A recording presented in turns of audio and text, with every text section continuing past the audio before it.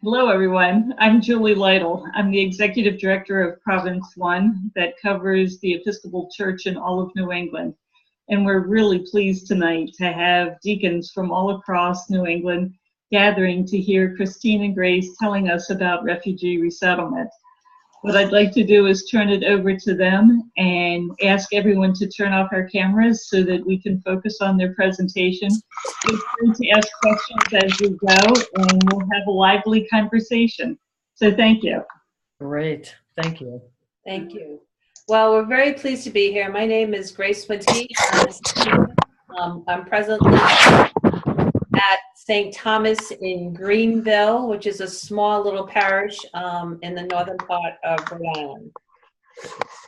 And I'm Christine Cassels. I'm a new deacon at St. Luke's in East Greenwich, and we are a program parish under the direction of Timothy Rich. So we're very happy to be taking this stroll on the road to Emmaus, click and clack as we call each other, and share with you about the refugee resettlement here in Rhode Island. But as always, it's always nice to start with prayer. So Julie, if you could bring us to that first page where it's prayer for refugees, and Christine's going to lead us on this. The Lord be with you. And also with you. We will pray this prayer for refugees, which is part of World Refugee Day, and we'll say it together. There'll be three sections. First is God of compassion. So we'll start there. God of compassion, whose own Son experienced life as a refugee.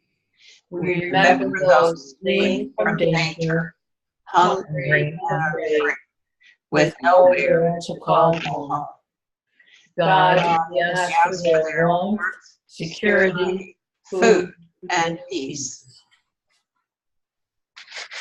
The next is God of hope.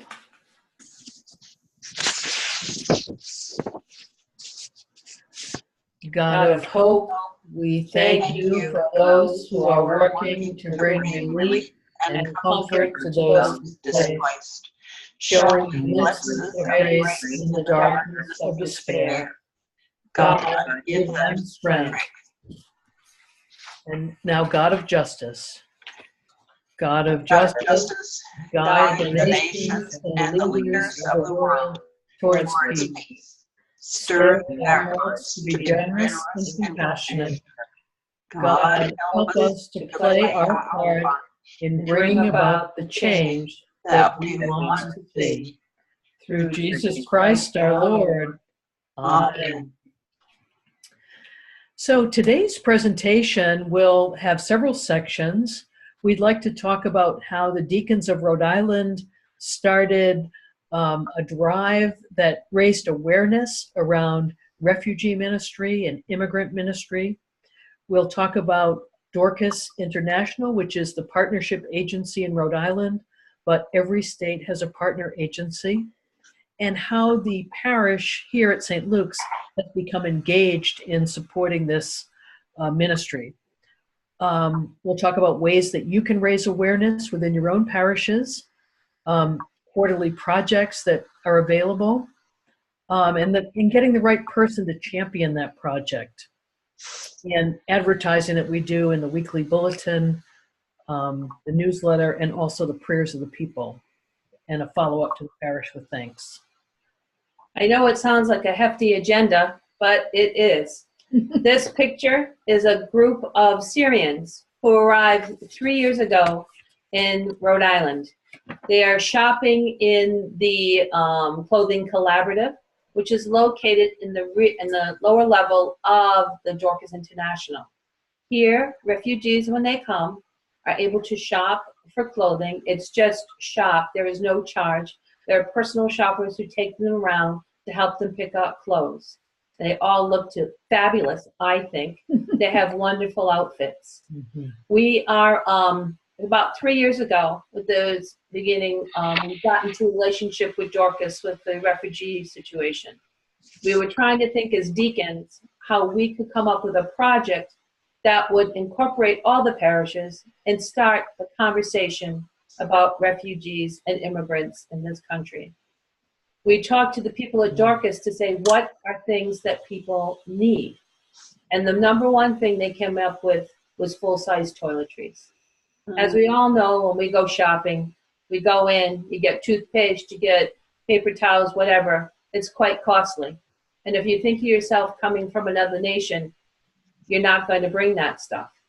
So we had several churches participate. We were very glad. It was the first time that the Rhode Island Deacons had taken on a project like this in a while.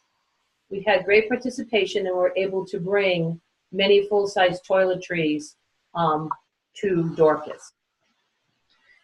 And as you can see on the next slide, a refugee comes to the U.S. because it's not safe in their country. Now that's as opposed to someone who immigrates to this country.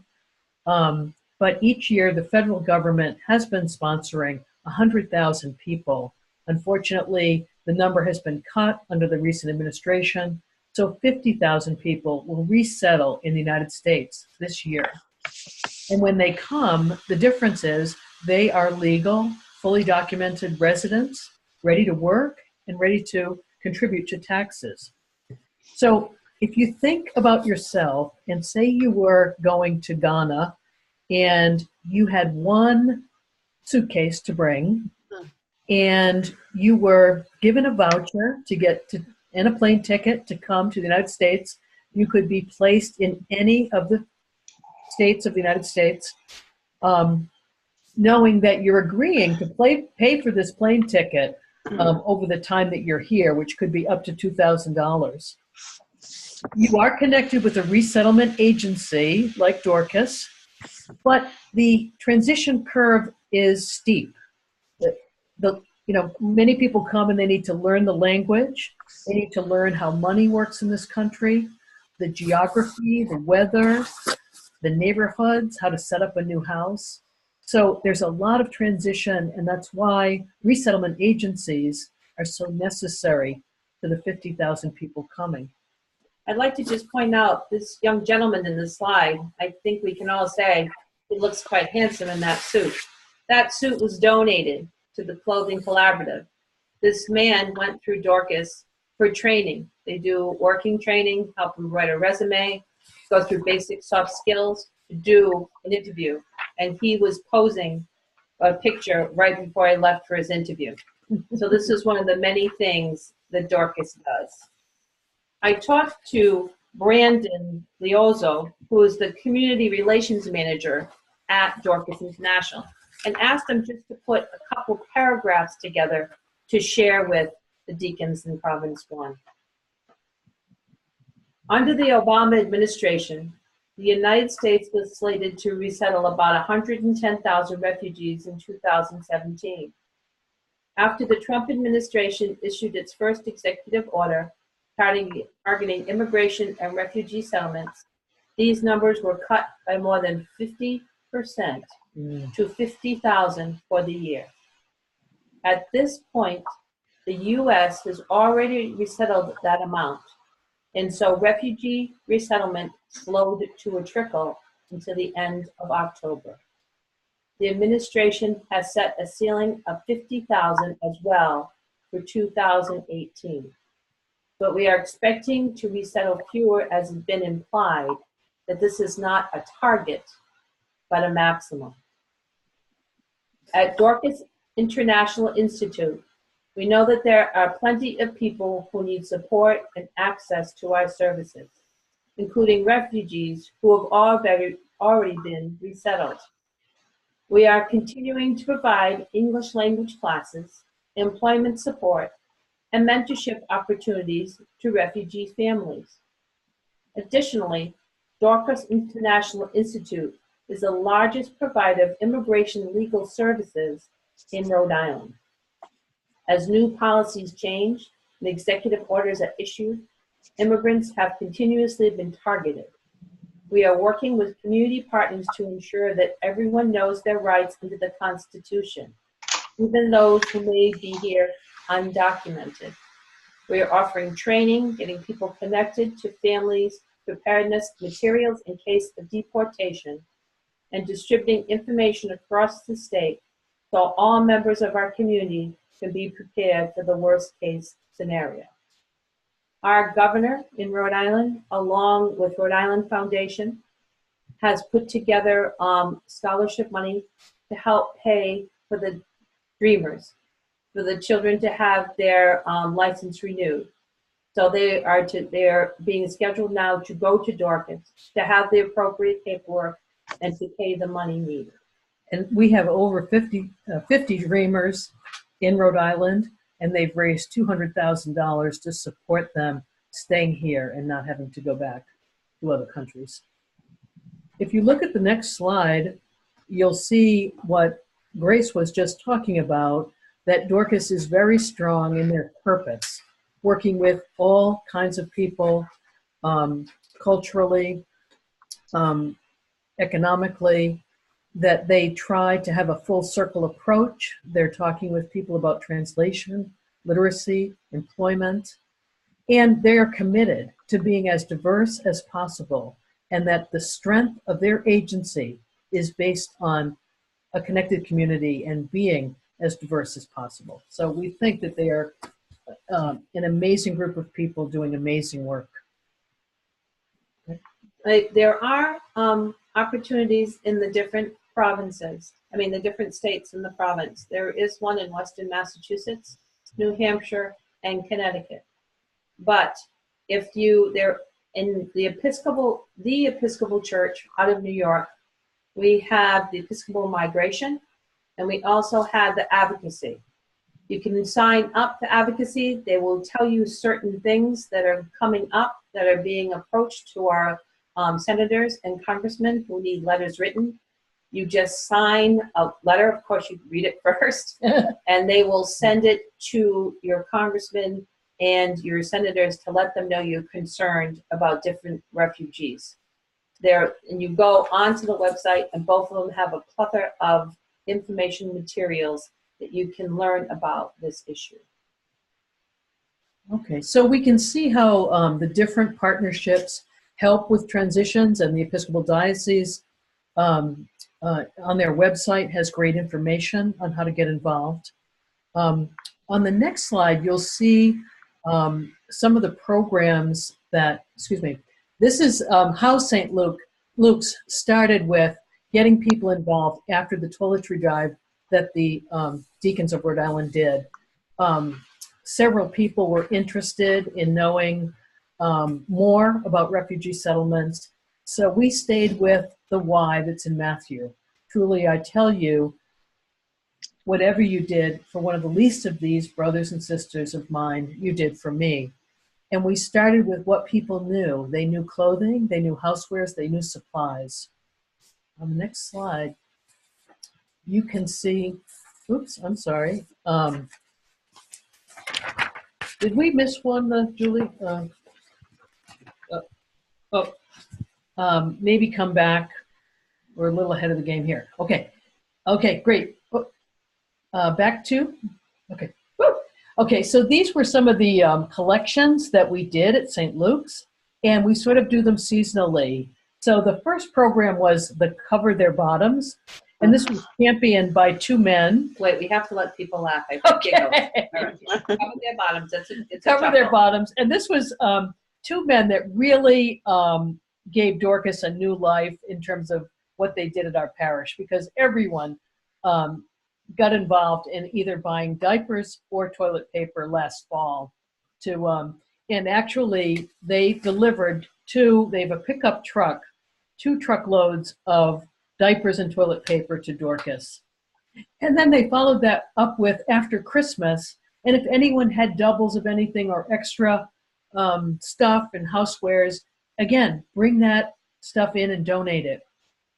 And what these guys did is they had a red pickup truck that they parked right beside the entrance door to the church. So for 4 weeks in a row, you could bring things in. It was very convenient and easy to donate things. But it generated a lot of conversation too. In the fall, we did a backpack and school supply drive with the Deacons of Rhode Island. And then we've just finished a professional clothing drive. So if you look at the next slide, you'll see some of the advertising we did for these to get people excited about supporting refugees. So we would put these little ads in our bulletin and in the weekly and monthly newsletter. Next slide. This was our school supplies. And this was for international students. So Dorcas had told us specifically that they wanted to have a calculator for each student, that they wanted to have a certain type of backpack and pens and pencils and stuff like that. So that all of these, this backpack drive, we actually collected twice of what we expected and what we asked people to collect. So great support here at St. Luke's for this. But, you know, lots of times when you start collecting things, then it becomes more personal. And people want to know what's the next step or what they can do to help. First off, I would suggest to them, as I do, is to go and visit the facility. And you can actually see the classes being taken. I have to tell you that a citizenship class is very tough. I don't know if I could take that test now. I sat through and they were just, it was a beehive of information. There's also opportunities for people to be mentors. When a family comes to Rhode Island, the agency is given 24 hours. And in that 24-hour period, they have to find an apartment. They do have a couple on hold, sort of. They have to find an apartment. They have to set the apartment with furniture and get it ready for that family to be there. Mm-hmm. This is a volunteer opportunity. There are some parishes in this diocese who are mentors and have gotten that call and set up for the new family to come and greet them at the airport.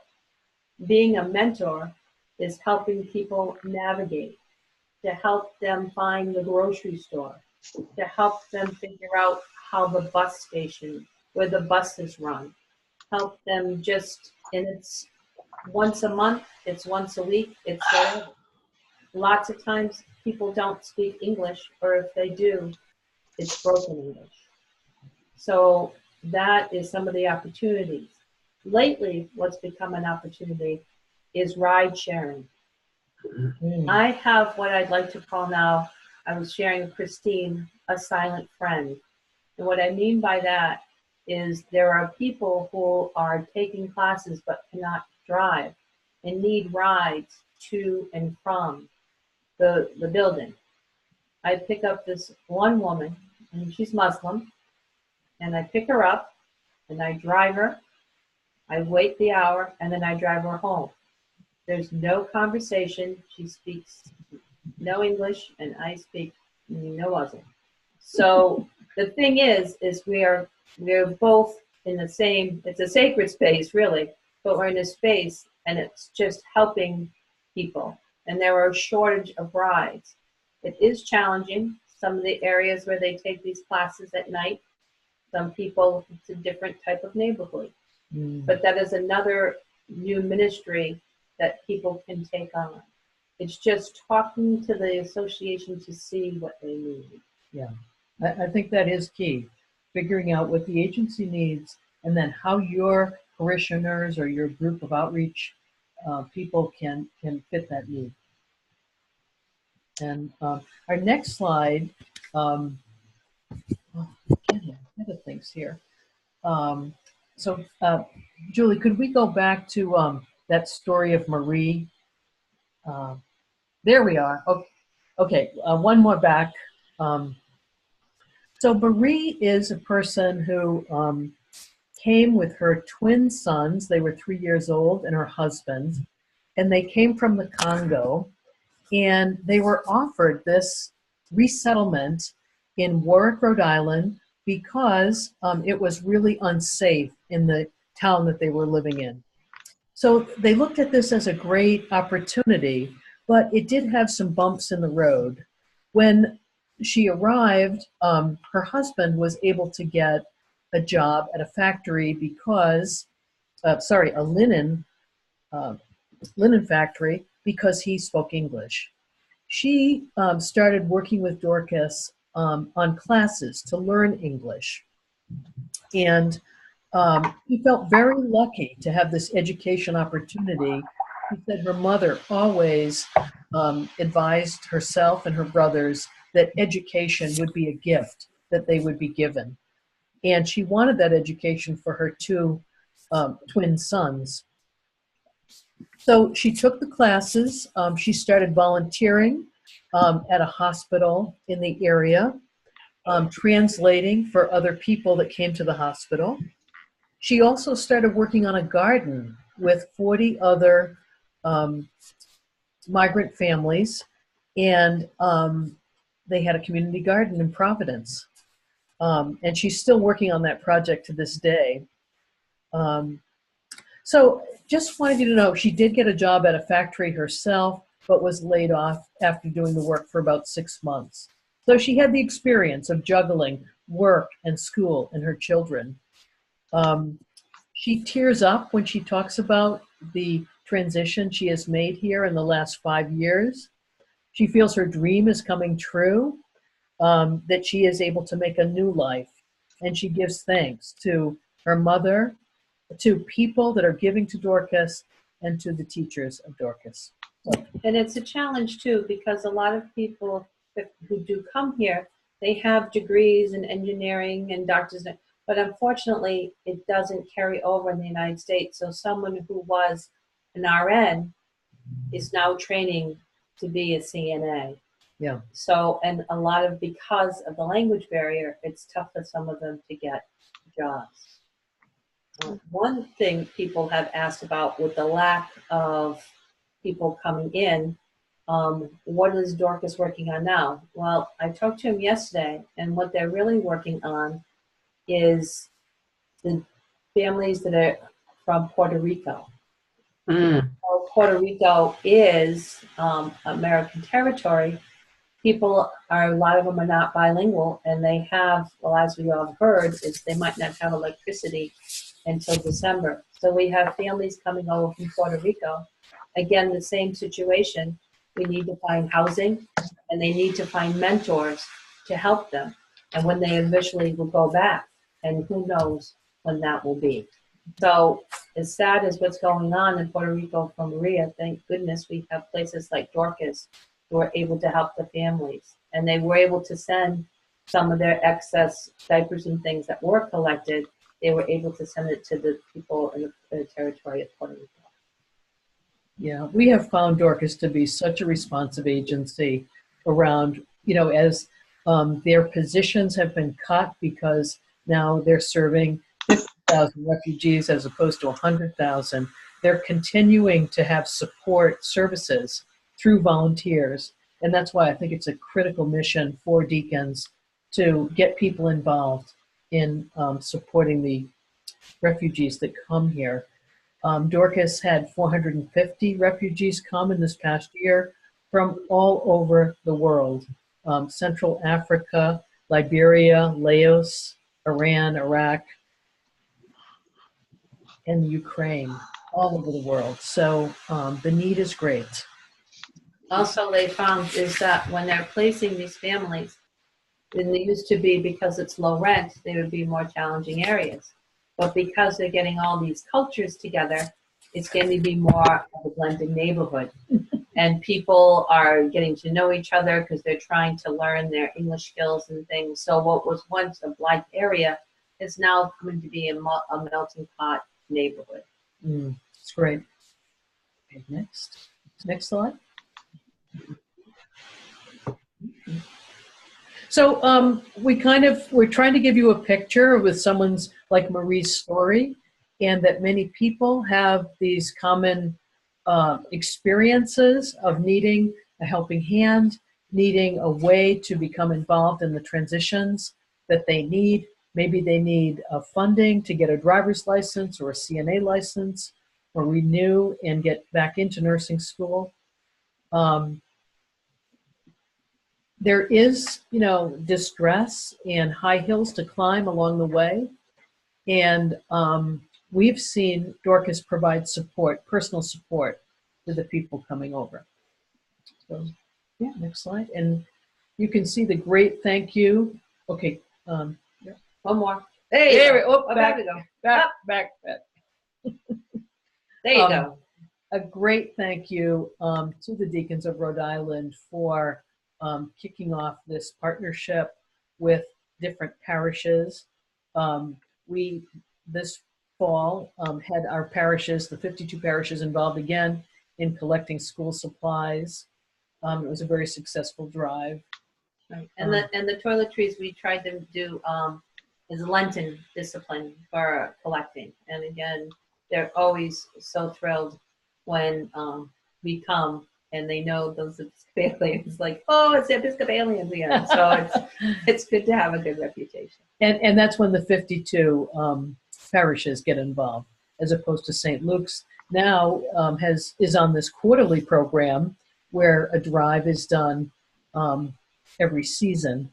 The other thing I'd like to say is that St. Luke's, due to the 2 men that were the champions and then 4 more people that joined onto this ministry, we pray in the prayers of the people every week for people's safe settlement. And if you go to the next slide, you'll see the 2 prayers that we use along with the other prayers of the people that we have. But I think this keeps people thinking and praying for the families that are going through and relocating here because it's unsafe where they are. And we also pray for leadership, that people will understand and value individuality and fairness for people coming to this country. So, yeah. We know it's a lot of information. Just want to open it up right now to see if there's any question. Or if we can give you a test now. No.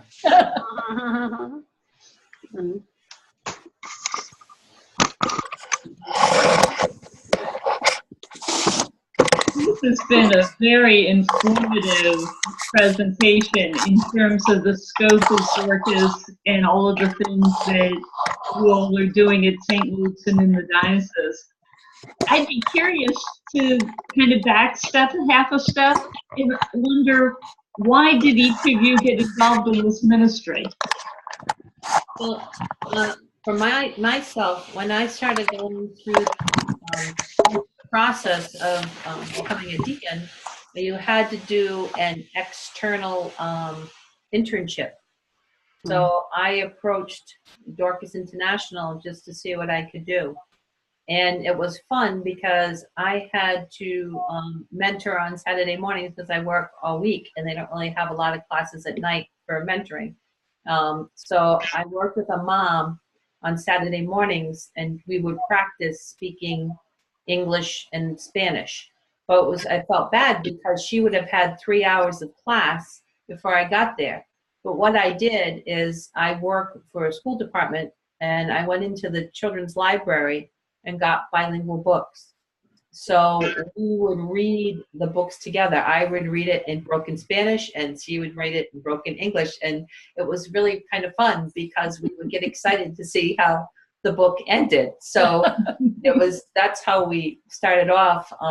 And then just finding out more and more about Dorcas and what we could do to help, because the people there are just so caring and so sweet. And there's just so many opportunities that if you have a little time or a lot of time, a lot of people, we find when you start collecting things, it's a door opener, because people like, I can do that. I can go to the store and get some extra. I can get extra toilet paper. I can get extra diapers. I can get toothpaste. And then they start to see pictures of the people and like, so this is going to that person and this is going to, so it's just the way it just snowballs. I know I preached about it one time at St. Thomas, and this gentleman came up to me and he was a retired teacher and wanted to know how he could be more involved, and now he teaches English. So I mean, it just starts to snowball, and that's how I got into it. Luckily, St. Luke's had a nice program. Well, and St. Luke's got into it because, 2 years ago, the Deacons of Rhode Island started the drive. And then, like in the annual report that was written by the group that calls themselves the Refugee Ministry, they are saying, God bless refugees. So, these are 4 people that this is or has become their great mission, and they want to support people all year long. So I credit back to the deacons starting this. And one other thing I'd like to share with you is at this year's convention, we have a resolution of the Diocese of Rhode Island. And I just would like a resolution for presentation at the 227th Convention of the Diocese of Rhode Island, titled Immigration, Refugees, and Christian Consciousness. I will not read the whole thing to you, but explanation. This resolution allows the Diocese of Rhode Island to clearly affirm the Gospel's mandate of unsustaining love of neighbor in the midst of cacophony of voices and passion which have been raised in our nation this year. Clearly and specifically, it proclaims that we, as Christians, stand with our last empowered, most vulnerable brothers and sisters, and will work to ensure that our nations and communities will continue to be a place of welcome and justice and hope. It was by we have several clergy who have signed on to this, myself being one, and we have it's just a true statement of how important this whole all these refugees are to us in Rhode Island. And truly living the gospel. I mean, I think that's why it ties so beautifully. So wonderful. I know there were some other questions. Bonnie, do you want to bring yours to the floor?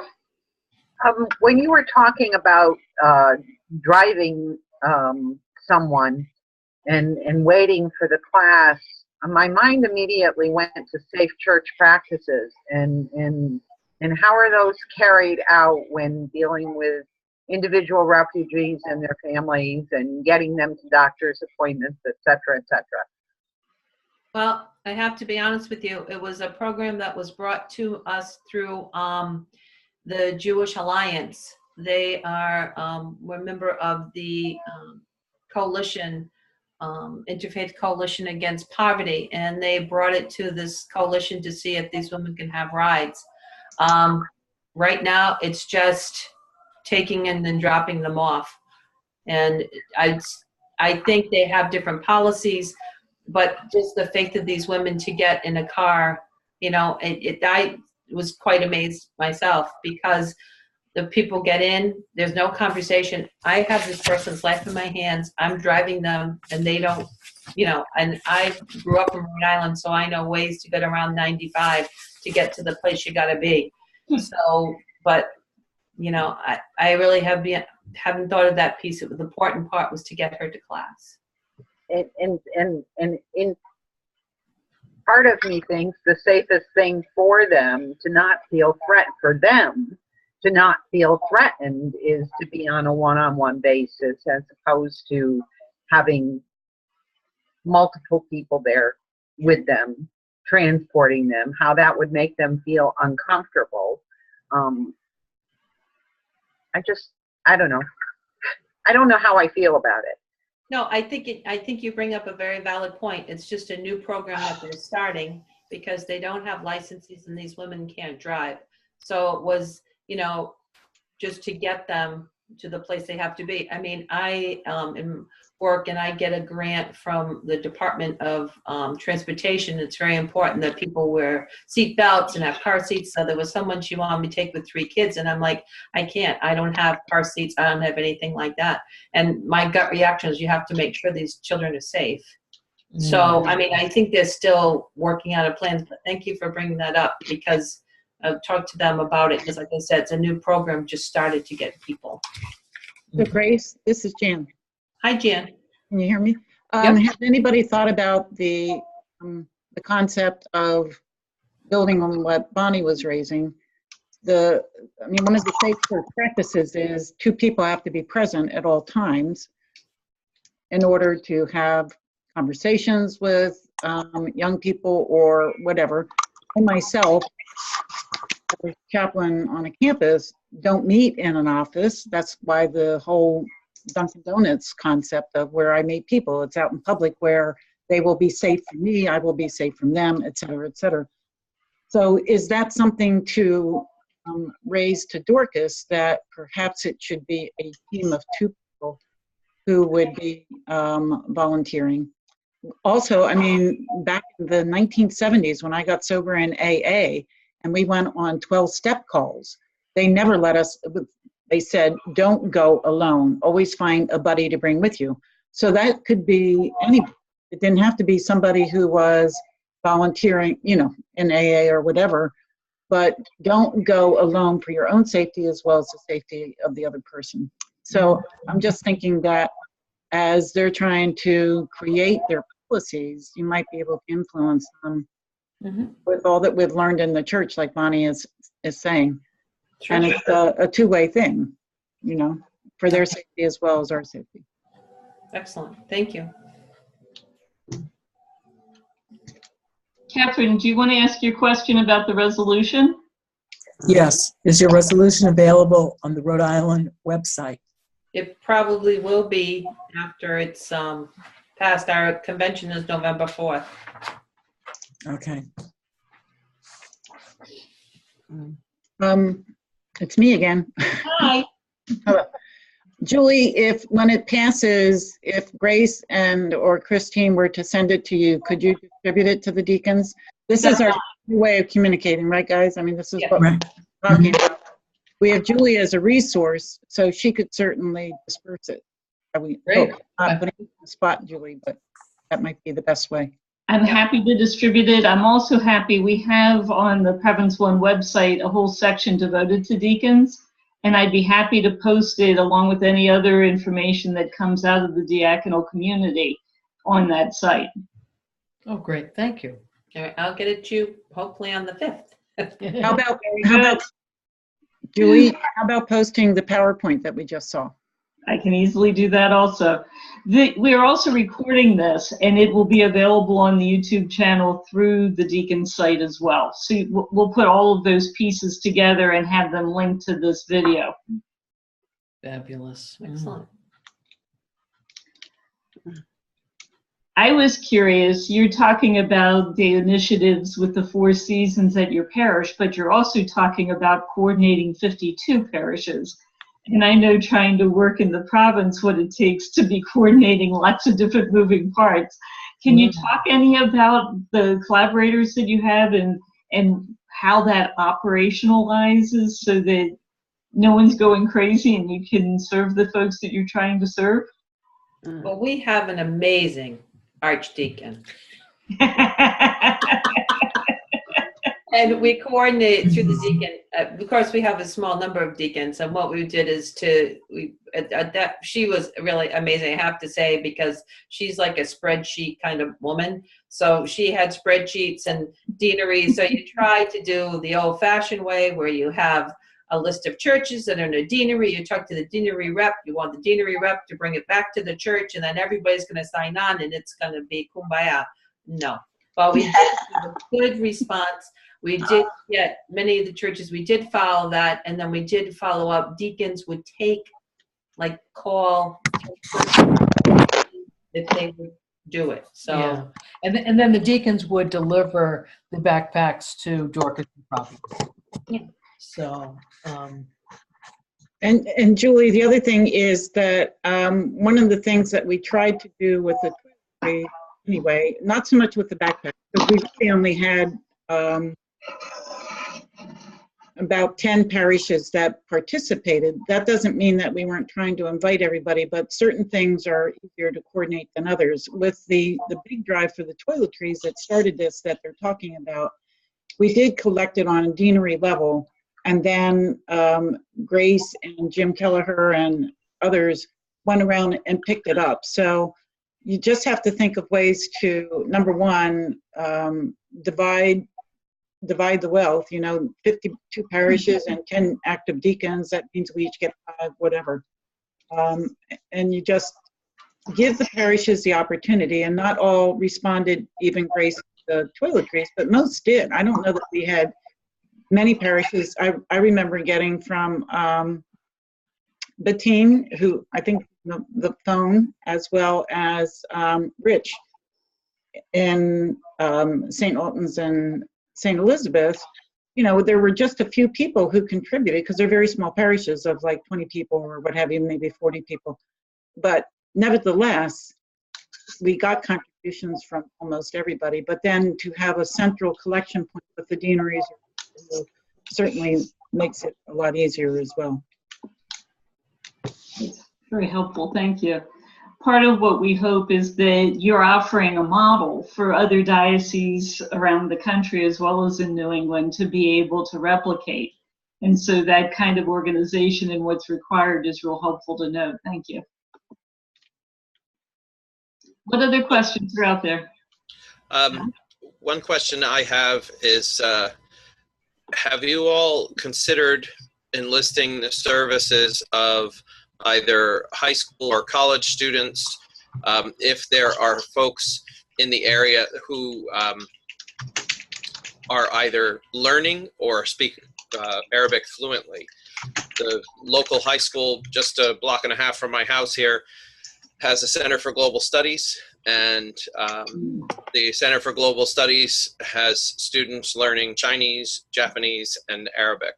And I wonder if there's a way so there isn't that silence. Perhaps the silence is comforting for some, as Bonnie alluded to earlier, the one-on-one, and perhaps it could be a means of breaking through and having some dialogue. I think that's Great great. idea. The students that do teach, the Muslim women, are Brown students. So I think since this is a new program, I like that idea, and I think that could even help us with the, if we had a student who we could give a ride to, you know what I mean? And that would build up to get 2 people, and then there could be some conversation, just even basic conversation, even to know the name and nod. But I think that's great. And I think too, we can say we're getting more, and we're getting more campus ministry. So the campus ministries that we are getting involved in Rhode Island, I think if we can start building that up to have them partner with us to give rides and stuff, that would be great. And I think that would be eye-opening for students too, to see it happening. I think that's an excellent idea. That's what I like about new programs. We can build them as they go. Grace, maybe what you could do is reach out to CCRI, because they're the closest. And possibly, residential colleges, a lot of the people don't have cars, but CCRI is commuter college, so that might be a place to start. Campus ministry. Do you think she's looking me in? There's a place for you. There's a place for me. She's good. She's good. I'm curious. Smiling. That's good. Everyone's smiling, so that's a good sign. Well, it feels really good to help these folks, and I think that's why the program has been so contagious at St. Luke's. The more they do, the more they want to do. So I think it's just finding that link that opens the space for people. It seems like you've done a lot to be able to handle a lot of the immediate needs and the beginning of the English as a second language and things that are going to be longer term effective. I'm curious, have you been working with folks long enough to start seeing what some of the longer term needs, or even some of the systemic needs in terms of what we could be doing as advocacy as an ancillary to what you're working with? Well, just right now, it's just very raw in the community. And they don't know who they can trust and who they can't trust. And that's just, you have to just go with an open heart and open mind and listen, and just let them know that you're there to support them.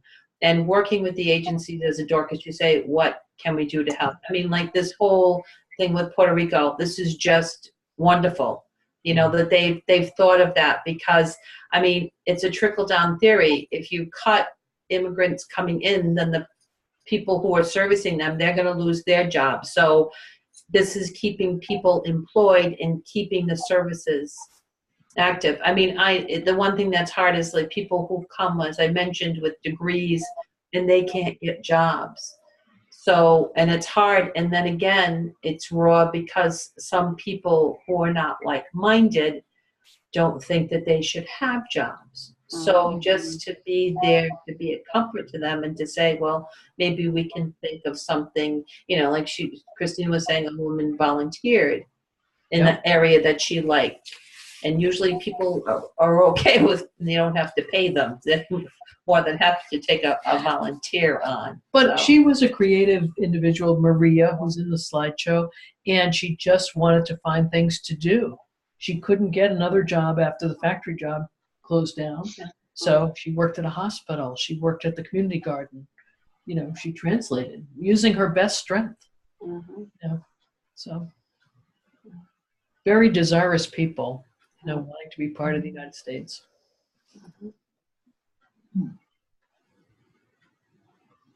Questions?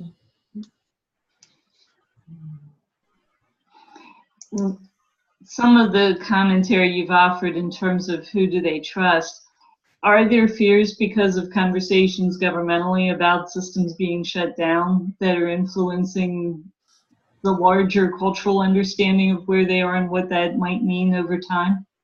Sure. Yeah, but I have to tell you, a lot of them have great faith.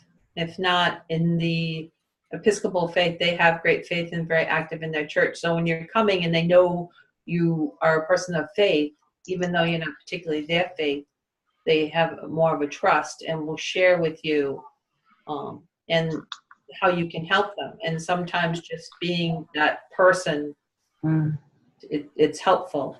But I mean, Dorcas International, like I said, I know there's different organizations and there's ones you can hit on, but there are different places that people can help in their states. Yep. And to see what's the most beneficial. Fabulous. Any other comments or questions for Christine and Grace? I think this has been great. Oh, good. Thank you. Thank you. I think many of you have seen this, but what I'd like to show you is the Province One website with the Deacons Talking initiative. We have created this as a web-based way for y'all to stay connected with one another. It grew out of the New England Deacons Network Conference, where it happens every other year, and there was a sense that we needed to stay connected more regularly than every other year. So we created Deacons Talking on the Road to Emmaus. It's inspired by the Gospel of Luke, where Caiaphas and the other disciple were recounting what they had experienced, and Jesus appeared and was walking with them. And in sharing their stories, they were able to renew their ministry and gain confidence to go forward. So our hope is that these conversations will be of inspiration to others, to give models for ways we can do things similar to what you've been able to accomplish, and to be able to support one another in making our initiatives doing God's mission even stronger. Yeah. These calls will continue this third Thursday of the month. We usually go from about 7 till 8, sometimes 8:30. And we'll be doing a lot of case studies, offering peer wisdom and feedback, and exchanging mutual support. So Christine and Grace, we are ever grateful for all that you've done. I encourage folks to come to this ministry network section of the province website. It's the very first one is the Deacons ministry page. Nice. And everything that we have available right now, as well as things that you might find resourceful, will be linked here on this page. I'll point out in particular the calendar of events, which is where we'll be keeping things that are particular to deacons. They'll show up on this page. There's a general calendar with all of the events going on the main page of the province website. So please feel free to make use of that and be in touch with me if there are ways that I can be supportive as your executive director. My role is to be an initiator of connections, and I help groups that are crossing dioceses. So any place where there's 2 or more dioceses operating in a similar way, I'm here to be a support as communities of practice are emerging. So Great. again, thank you so very much for sharing your stories with us and offering some inspiration. Oh, good, Julie, good. Glad- I do think you have a closing prayer for us, don't you? We do. We have, it's a YouTube video, and I hope you can, if the sound effects aren't that great here, take some time yourself to listen to it. It's called Blessed Be the Spot, and it shows you people all over the world praising God. And, you know, we can just glory in those differences. So let me try this here.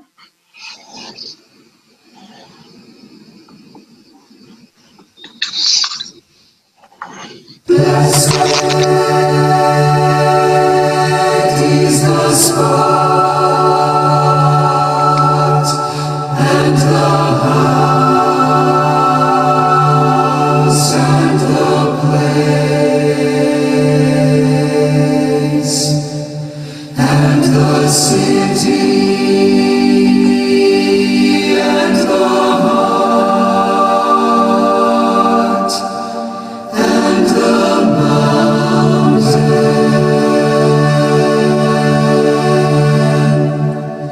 and the refuge and the cave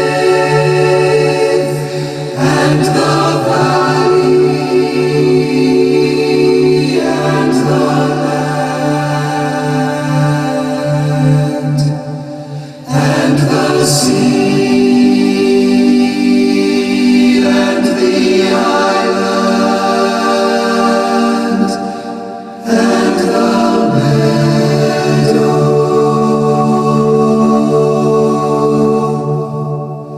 where mention of God hath been made, and His praise